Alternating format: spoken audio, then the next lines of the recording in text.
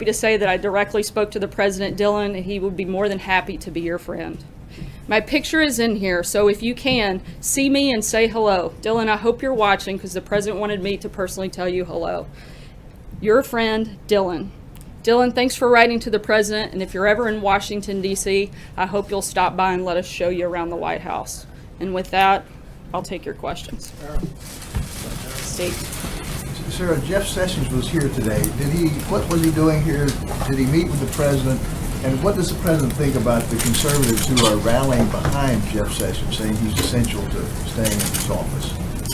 The Attorney General was here for other meetings, not with the president. It was a principals committee meeting, and did not see the president while he was here. I think the president's been very clear about where he is. He's obviously disappointed, but also wants the Attorney General to continue to focus on the things that the Attorney General does. He wants him to lead the Department of Justice. He wants to do that strongly. He wants him to focus on things like immigration, leaks, and a number of other issues, and I think that's what his focus is at this point. If the Attorney General launches a leak probe, would that help his status with the president?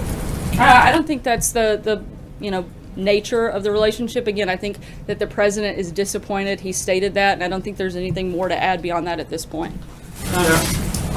Sarah, thank you. A couple of questions about the new policy on transgender service members the president announced this morning.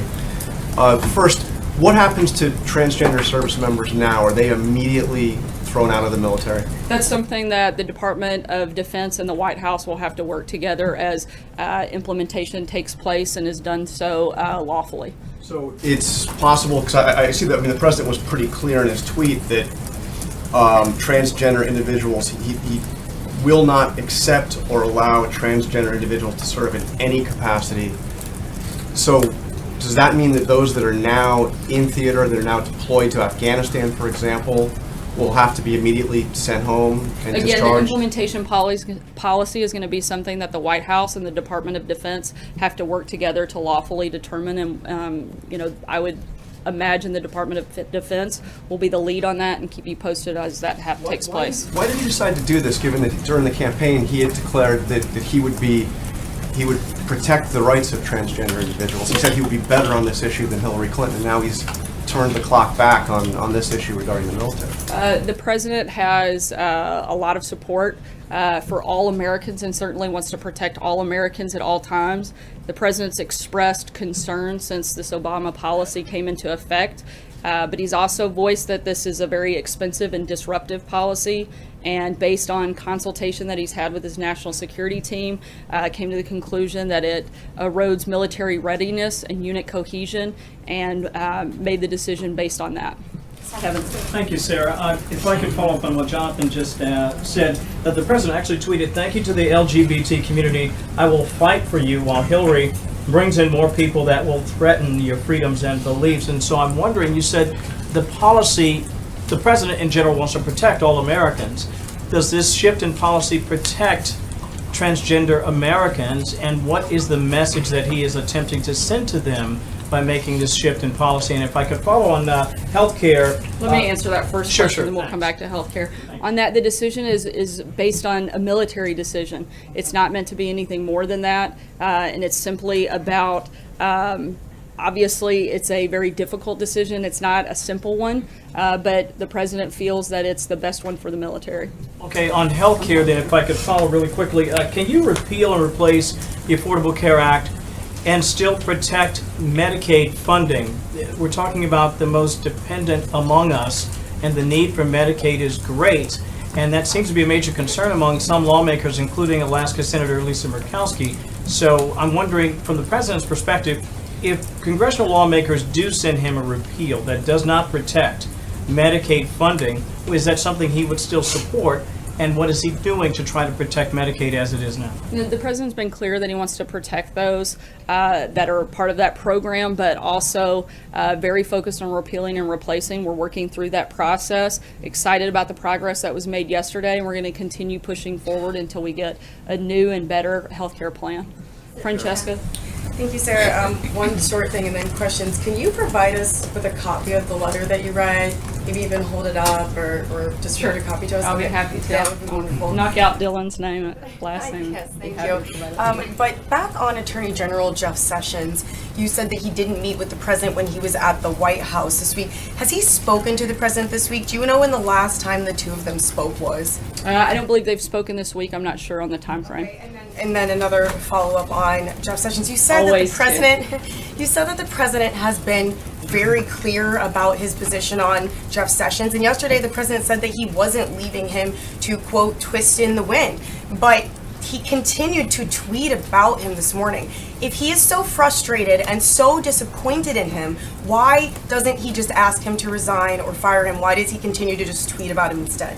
Look, you can be disappointed in someone, but still want them to continue to do their job, and that's where they are. Continue in that job? I think that I made clear last week, if there comes a point he doesn't, he'll make that decision. Blake? Thank you. Let me have you please clarify, if you can, some comments that the president made in the Wall Street Journal interview yesterday about tax reform. He said, and I quote here, "The truth is the people I care most about are the middle income people in this country who have gotten, as he says, screwed. And if there's upward revision, it's going to be on high income people." On that upward revision part, what exactly was the president talking about? Is it a revision from his plan on the personal side at 35%, or is it revising it up from the current tax code? Yeah, when we get ready to walk through the full details of the plan, I'm happy to do that at that time. But right now, we're focused on the three big priorities of the tax reform: a simple, fair tax code, middle-class relief, and creating jobs. That's where we are right now. We're continuing to work through that process, and we'll make announcements as we have Let me specifics. just ask you then a more general question on that. Does the president believe that the wealthiest Americans deserve a tax cut? I think the president is looking and prioritizing middle-class tax relief. He's made no secret about that. That's one of the biggest priorities of the three things that he's focused on when it comes to tax reform. Jordan? Thanks, Sarah. Two questions for you. First, the president has had almost 24 hours to review the Russia sanctions legislation. Has he decided if he's going to sign that?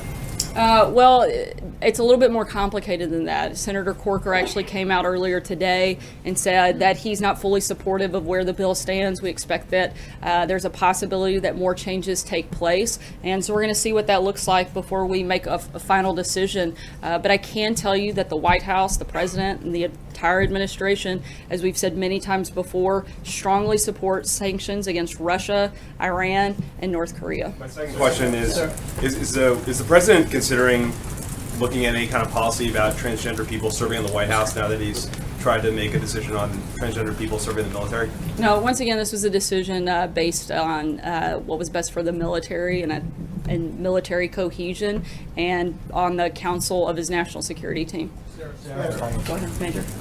So the impression we get at the Pentagon is they were a little bit flat-footed by the president's tweets. And as I understand it, this was and has been for the last couple of weeks a conversation here, specifically about TRICARE coverage for transgender procedures, and it suddenly evolved for the president to then go on Twitter to announce this ban.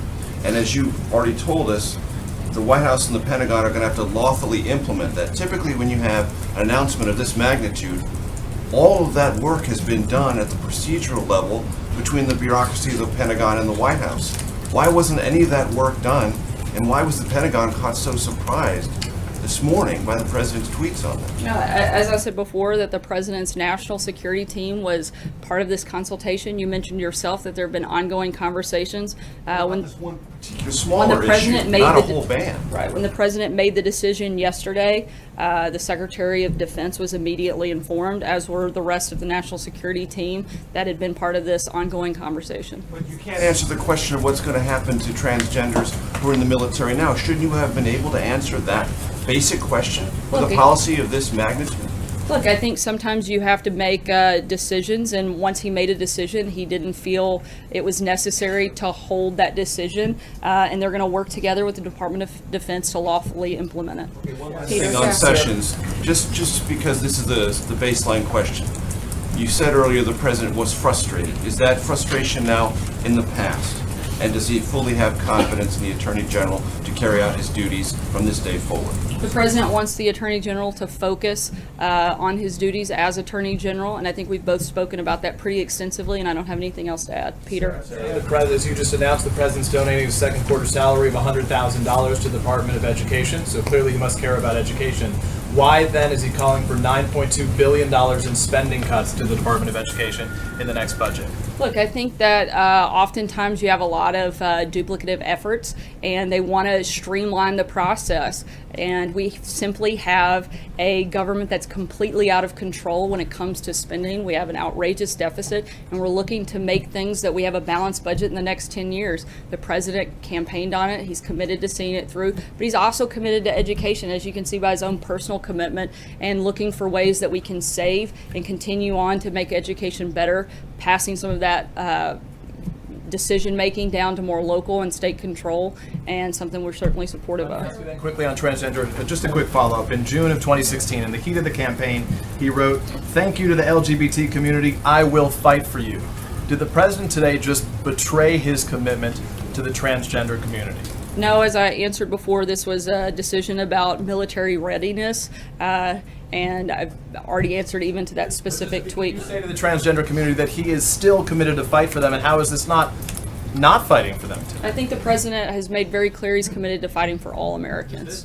For all Americans? No. Sarah. Go ahead. Sarah, thank you very much, Sarah. Was this decision on transgender in the military made to put pressure on Democrats running in 2018, particularly Democrats running in socially conservative districts like in Ohio, Michigan, and Wisconsin? Not that I'm aware of. Just to follow up on that, what is the timeline for when guidance will be delivered to the Pentagon and how the president's decision should be implemented? We'll let you know when we have an announcement. Peter?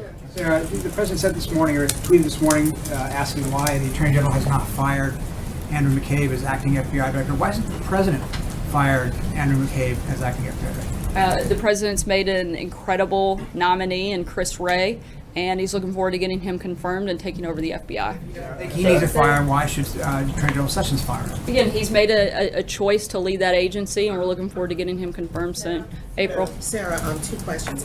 One, following up on Major with TRICARE and the transgender community.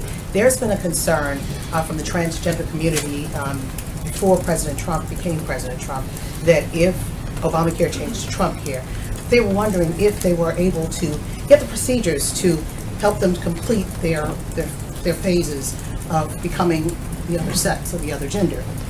What do you say to those people who are seeing this now with this ban in the military? What do you say to Transgender America who wants to continue with the change? Maybe some who already had part of the change and want to do the change and are scared because of what's happening now, not for certain. What do you say to Transgender America? As I've said before, and I'll try to make this clear, this was a military decision. This was about military readiness. This was about unit cohesion. This was about resources within the military and nothing more. Guys, I really don't have anything else to add on that topic. As I do, I'll keep you posted. But if those are the only questions we have, I'm going to call it a day, but if we have questions on other topics, I'll be happy to take it. Sarah, wait a minute, Sarah, I wanted to, I'm sorry, Sarah, I wanted to finish. Everyone had a second question, I'm sorry, Sarah. On the morale of the cabinet, Anthony Scaramucci this morning on New Day said that the cabinet secretaries need to have tough skin. How is the president working with the cabinet secretaries right now? How does he build their morale after all of this with Sessions and we're hearing things that are coming out of state about Rex Tillerson? How is the president working on their morale? I think the same way he works with all of us. He empowers us to do our jobs. And I don't think it matters whether you're a cabinet secretary or a low-level staffer. We're here to do a job. He's asked us to do it, and he expects us to get it done. And I've spent a good bit of time with quite a few cabinet secretaries over the last couple of days, and morale is high. Stephen. One more point about transgender service members, not here in this country, but overseas. And there are 18 countries where transgender service members are allowed to serve openly. The UK is one, Australia is another, Israel is a third. The president in his tweet this morning referred to disruptions. What does he mean? And is he concerned that there are disruptions in our allies' militaries in Australia and the UK and Israel? And should we worry about that from a military standpoint? As I said earlier, this decision was made after extensive discussions with his national security team, and the president decided it was in the best interest of the military to end this Obama policy. I can't speak to anything about another country. Pretty focused on making sure we get good things happening here. Zeke. First off, you were talking earlier about what the president wishes Attorney General Sessions to be doing in his job right now. Why hasn't the president picked up the phone or invited him over when he was into the Oval Office when he was in the building? Does the president have any intention of speaking with the Attorney General this week? I'll keep you posted if he does. John? Sorry, second question on the transgender service member issue. You mentioned this is the president reached this decision to improve or maintain unit cohesion. How does it maintain or improve unit cohesion to leave thousands of service members, some who may be overseas, serving in units overseas, in the dark about their status within the military? Once again, this was a decision made after the consultation with his national security team and decided the best decision. Alex? I want to ask you about a tweet the president had on Sunday. He said, "It's very sad that Republicans, even some that were carried over the line on my back, do very little to protect the president." Which Republicans is the president talking about, and what would he like to see from them? What sort of protecting? I'm not going to call out any senators by name up here today, but I think the president is very committed to a robust agenda and changing America for the better. And the Republicans have both the House and Senate. He's hoping they'll join him in pushing forward a lot of the policies that most of those people campaigned on, like repealing and replacing Obamacare. I think that's a perfect example of Republicans needing to step up to commitments that they made during the campaign and since being elected and get those things done. Guys, I hate to cut it short. The president's got an event, as I know you can all hear by all of the cheering children.